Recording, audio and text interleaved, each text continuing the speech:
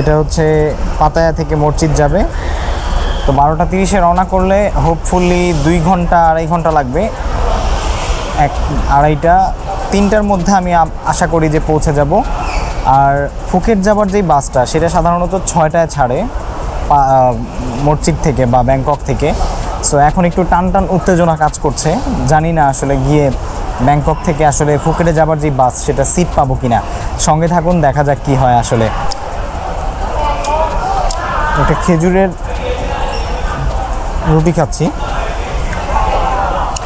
এটার প্রাইস হচ্ছে 20 বাত, 20 না সম্ভবত 23। কিছু চিপস নিয়ে নিছি, গাড়িতে বসে খাবো।